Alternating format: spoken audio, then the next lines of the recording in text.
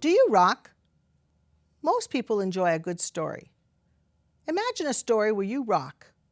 I challenge you to make a difference in the world. And then share your story to inspire, bring hope and encouragement to others. Together, let us create a better, more peaceful world. Let's not just imagine world peace, let's work for it. Are you doing something rocking in Saskatoon, Saskatchewan, Canada, or the world?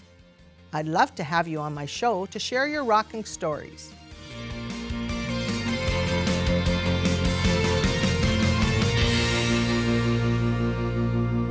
We are here with Sheryl Harrow-Yurach with Read Saskatoon. Welcome. Hi, Marion. Thanks for having me. Oh, well, I'm glad to have you here. And tell us, what is Read Saskatoon? Read Saskatoon is a literacy organization, so we focus on the whole idea of literacy. So that includes reading, writing, speaking, listening skills, as well as numeracy. So yeah, it's kind of a broad aspect of the whole idea of what learning is all about. How did it get started?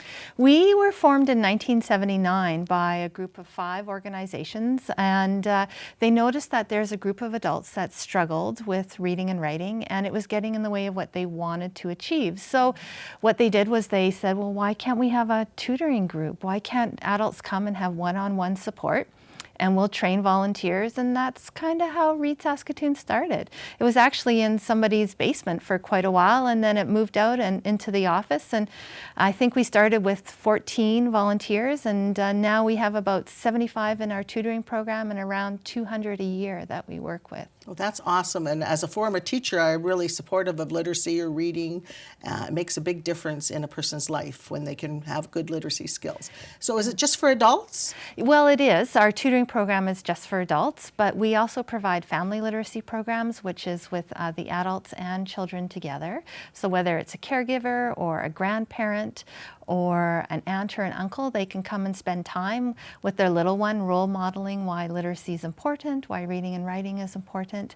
We know that adults are the best teacher and the first teacher, so the more we can set up people to remember that it's children live what they see, that's an opportunity for them to participate and strengthen the skills of their children. Just beyond, also reaching beyond the whole idea that school is the sole provider of education, right?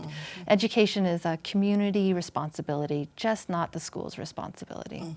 Well, I always believe that education's very easy to carry in your pocket, and the Aboriginal people say that education is their new buffalo. So those are very important ideas that we put forward, and it is so important to be educated.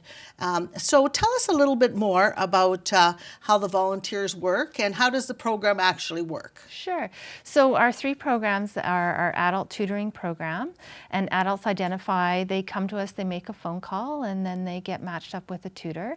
Our family literacy program is, you can check on our website, we have family literacy programs running all the time, and so people can check out, they may want to come to one. We have a fun one running right now called Crisscross Applesauce, and that's at the library on 20th Street. And so moms and dads can come down with their children, spend an hour and a half with us, and brush up their own literacy skills as well as learn about ways to support their children's learning. And then we also do financial literacy programs. We started those in 2012, and they have taken off really well. And those are workshop-based, and we offer 5 different financial literacy learning opportunities. And we know that financial literacy is important because if your reading and writing skills, if you struggle with them, it's really hard to make confident choices, especially financial choices for yourself and your family. So between those 3 pillars, we serve a lot of the community, and in fact, we're out throughout the province. We've been providing programming and training and support. So how does it work throughout the province? Like, do you have, is this Saskatoon's the big head office, or? Oh, no, I wish. We're really lucky that we have lots of comrades and colleagues throughout the province that deliver their own literacy programs. But what we do is, so say Sandy Bay wants to have a financial literacy workshop, we'll go up and we'll train their community. And we just finished doing that, actually. And then we also provide workshops for Humboldt or for some other areas. Sometimes communities and church groups or other volunteer groups, service clubs, know that there's a need for a literacy program there. So they reach out and we provide the training. And then they're just off and running on their own, which is great. And how about the materials? What kind of materials do you use, or how do you get access to them? Yeah, the materials are a really important piece of it. So we've developed our own manuals for the training portion. And then the internet is a wonderful resource. There's more materials today, I'm sure, than when you remember when you started teaching the money that we poured into resource books. But most times we find that, you know, adults are very much centered on their goals and what they want to learn. So the resources on the internet are very, very easy to access and downloadable, and most times we just search for copyright and make sure that we don't break any copyright rules around that, and make sure that they're free for the tutors to use. Well, that's a wonderful program, and I'm happy to have you on my show.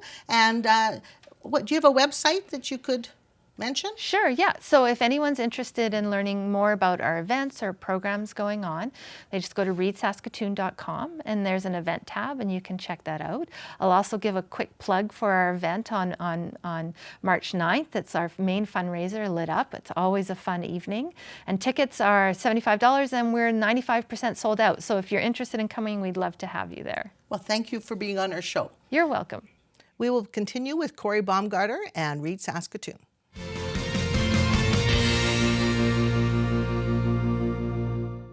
We are back with Read Saskatoon and Cory Baumgardner.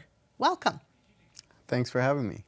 Well, Cory, you're the adult program, volunteer program coordinator. So what do you do in that role? So I work closely with the volunteers or prospective tutors. I also work really closely with our learners.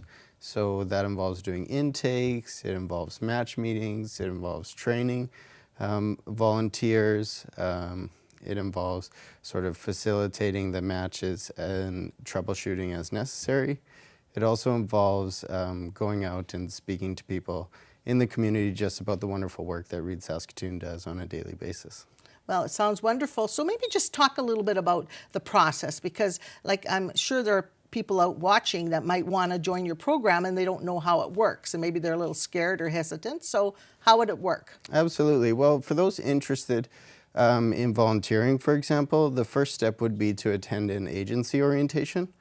And we actually have an agency orientation coming up on April the 5th from 11:45 till 1 o'clock. You can register online for that at readsaskatoon.com. A great place to check out is just the events tab. That lets you know about kind of upcoming things that Read Saskatoon has in the program, or in the community, sorry. And if you're interested in accessing the services as a learner, for example, the first step is really just to call me at 306-652-5448. And what we do is we schedule an intake. It's a very relaxed, sort of informal kind of process, and it helps us get a sense of what the learner is looking to work on, the skills they're looking to develop, because our program is very learner-centered.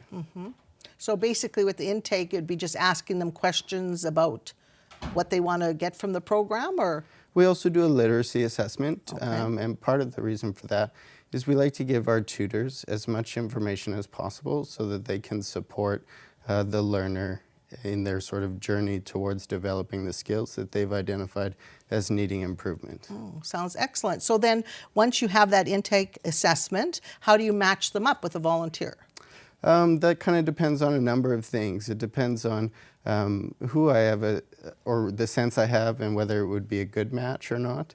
It also depends on things like schedules. And so essentially what I do is make a number of phone calls back and forth, try and arrange people or arrange a meeting between the two parties. And then once that happens, we meet at Read Saskatoon, where I seek to sort of be the most awkward person in the room to alleviate any potential tension.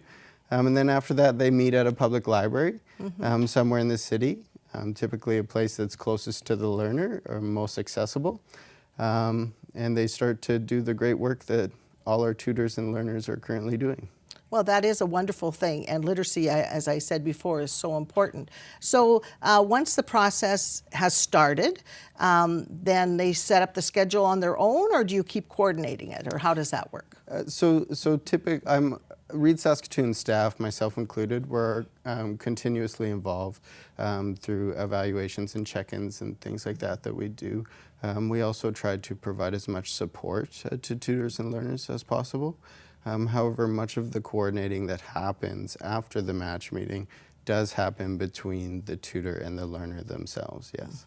So they pick the materials, or do you advise them on that, or? We really encourage learners to bring materials that are relevant to them. It's sort of a characteristic of an adult learner that they're looking to learn something for a specific purpose that's really relevant to their life, right? And so they're wanting to learn something that's useful to them and usually immediately useful to them.